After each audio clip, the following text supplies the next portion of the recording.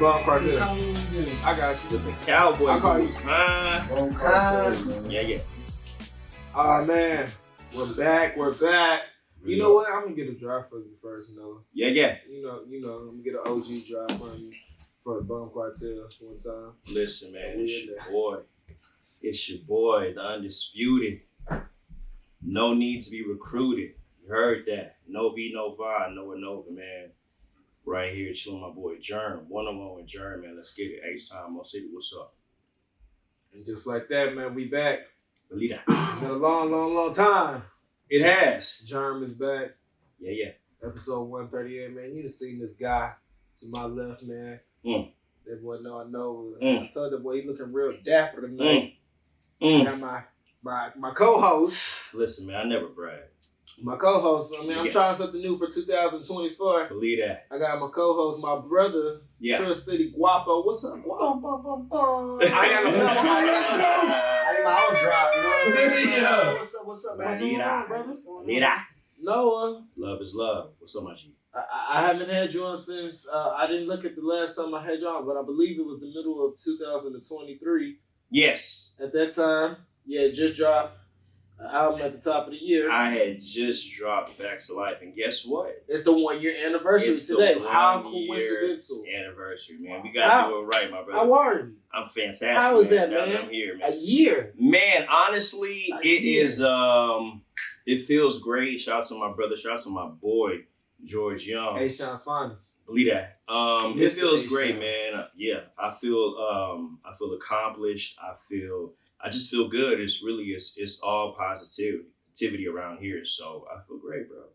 That's the best thing. It's only right for me to come back here, Hey. you know what I'm saying, and have this conversation with you, You know. what I mean, and recap that and, talk about everything else that we did. And In 2023.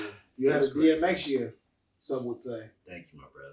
Some would say you would have a DMX year. I've heard But- that a couple times. You know- Dogs is right here, man. For all the right here. dogs. Me and Noah, we laugh. I should say I laugh at his stories on Instagram on a consistent basis. I need to send you something. Speaking of that, I sent him the other day.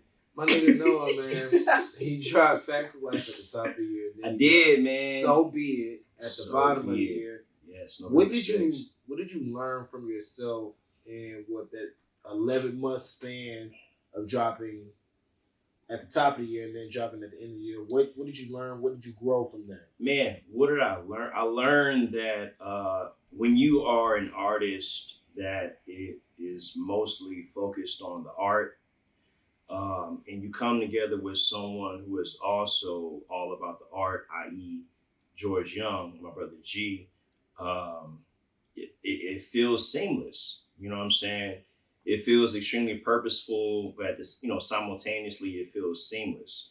Man, I go into the studio and it's me and G, you know what I mean? And, it's really not that complicated. Yeah. You know what I'm saying? Either he already has the beats or, he has the beat or, I'll come to the studio. He, maybe he has already sent me the beat. I'll come back with a song. Or I may have the privilege, you know what I'm saying, for him to have the sample. It may already be chopped up. He'll find the drums in my presence. And I'll there's been many times where I've been so inspired that I'll literally hop in the booth, bro, and just, it may be a hook, it may be a bridge, it may be something of a verse. I love working with George, man, mainly because it's, like I said, not to be redundant, but it's super seamless. Yeah. You know what I'm saying? You can tell. Appreciate it. He'll Alright, chop so, it up. Real quick. Yeah, I'm sorry, what's I'm up? sorry. No, you good. So, what's his name? George Young. George Young. You guys a producer? Shout out George Young. Yeah. Well, not just a producer. He's engineer. George Young is a producer. He is a great producer. Masterclass. He is a great audio engineer, and he is a fantastic artist himself. Cool. Because I heard you mention him a couple times. Yeah. So I want to make sure he gets his due credit. You know what I'm saying? Like, G's he's not just making beats for you. He's all around. Nah, man. G is I don't even know how to quote unquote categorize G, but G is definitely a fantastic representation of our city. He loves he roots for the sports teams. Poor George. Sometimes. Yeah, he roots for the. Yeah. He has we have a lot to look forward to as Houstonians. But nah, G is super loyal to our sports teams. Again, he is a super. He's a I like to call him. Yeah, he's a 100%. He is a Swiss Army knife for sure. Yeah, he's a, you know what I'm saying. As far as again, an artist, you know what I mean, an MC himself, great MC, great audio engineer, and a great producer. So and you work with him in your last project and this project, like exclusively? Last two exclusively, man. Yeah. So a bit of background, right? Yeah. Last year I put out 2 projects. The first one came out again a year ago today, January 26th. That project's called Facts of Life. And then the second one we dropped, I believe it was November 6th. Yes, sir. Called So Be It. So both projects are produced in totality by my brother, George Young. So as an artist myself, yes, sir. I know how it is whenever you like working on a project, right? You kind of try to isolate yourself in a way. I mean, I do as an artist. Like I like to create on my own type of thing. I like to not push people away, but just kind of keep away from everything. Yeah. So, and that's working on one project. Mm-hmm. So dropping 2 projects, would you say like that? I guess in that season of so much focus, did you like lose friends? Because when you stop giving time to your friends, you start focusing on yourself. That's real. There's always somebody who's like, well, what about me time? And it's like, I'm sorry, I got it. And so sometimes friends tend to separate a little bit. Yeah. That's a real good question. Fantastic question, man. That's why man, to be direct, between the whole period of me creating the first and the second project, which pretty much was the totality of 2023. Nah, man, I lost, not to get too specific, but I lost a dear friend. And I actually wrote about it on the first project, the final song, which is called Exit Part 4. That first verse it's literally about that situation where, you'll have a friend, someone that you consider a brother for so long. And, life, as long as we're living, life continues to happen, right? So you'll have those situations that test your relationship. You'll have those events that happen. You'll have those conversations. You'll have those disagreements and so on and so forth. And, unfortunately, that relationship, that friendship, at least up until this point, didn't survive that, right? So, and that's a beautiful question. But yeah, I definitely wrote about that on the last song, on that first project, Facts of Life. Again, it's called The Exit Part 4. But yeah, man, when I'm in the mode of creating, when I'm in the mode of writing, when I'm in the mode of going into the studio, obviously outside of work, outside of things that you have to pay attention to, that pretty much gets all of my free time, right? I'm focused on the message. I'm focused on the articulation, the words, obviously. I'm focused on all of that.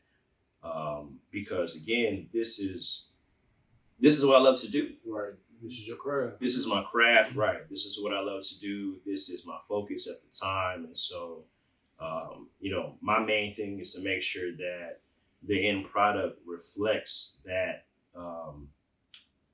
focus.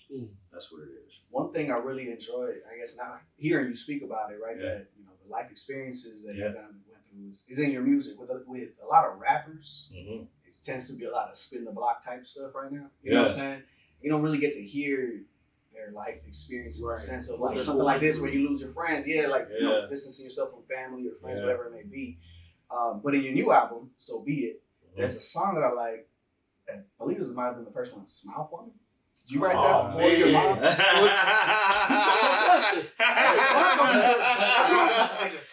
See, when I heard it, I was like, okay, I really like this song. For sure. You know what I'm saying? I appreciate that. was And then mine hearing you talk about in your last project that last song was about something. I'm just like, okay, he's really put in like his life experience and his emotional way he feels about people. Yeah. Or his people in his life, like into his therapy. Yeah. I played your album while it was raining. I was driving home. It was perfect vibe, bro. Oh man, But bro. yeah, man. So It's love. that was a song for him. I haven't wrote a song for my mom, bro. Not yet.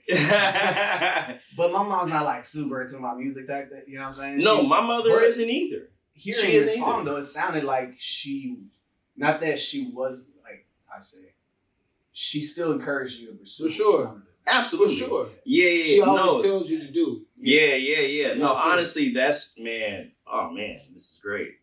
2 for 2. I give you the good questions. Nah, man. Shout out to you, brother. For sure. Nah, so the song that you referenced is called "Smile for Me." Yes, that song in totality is about my mom.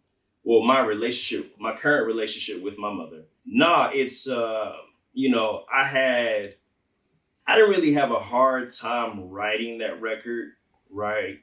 When it comes to being as an artist, right? When you're trying to be, at least for me, right? Don't I speak for me. I want to be as transparent as I can in my music and in my message, right? But there's always a part of you that wants to keep certain things to yourself. Right. When I wrote that song, that was kind of the issue there, right? How much do I want to dispel about my current relationship with my mother, right? How much do I want to talk about how I feel, my feelings? Because you're vulnerable at that point. Super vulnerable, absolutely. And I have no regrets about that record. I love that song. Beautiful song. Actually, man, and the next time that George is here, I'll let him tell it. But myself, he, and his mother had a beautiful moment with that record. But I haven't played that song for my mom yet. I haven't. And everyone tells me, what are you waiting for? Right. You know what I'm saying? But people don't really understand that, like, again, going back to the vulnerability, going back to the transparency and things like that, it's tough. It's very tough. I've been through a lot the past couple of years. My mother has been through a lot the past couple of years. You don't know how she'll take it. Yeah, it's that. And then it's also just like, it's a ton of bricks, man. Yeah. They gotta be chipped away one by one. Because you have to think about, our mothers come from a totally different generation, right? A totally different level of transparency and vulnerability. Right. What was allowed, what was accepted. And so for me to be so open and honest in a record, in a song, and my mother was one of the main people that got me into music naturally. It's a little bit tough for me to do that. It's gonna happen. For sure. It's gonna happen. It just hasn't happened yet. But it's gonna happen. You know what I mean? I talked to my mama today. Shout out to mama. Shout out to mama. You know what I'm saying? Real life. Shout out mama love. She about to retire soon. Mine too. Come on, guys. You know what I'm saying? It's about to be Saturday, Sunday, every day. Sunday night, ain't never gonna Where show you taking up. me to eat? Yeah, you know type what shit. I can't retire, bro. I need something to do. I get bored at home. Believe that. Oh, mom's gonna be doing all kind of stuff, man. It's projects around the house. It's what you doing, son? I need you to move this for me right now. And then my grandma's still alive, so she live around the corner. So them two Blessings to your grandmother, man. They're gonna be trying to spoil the grandkids. Believe it.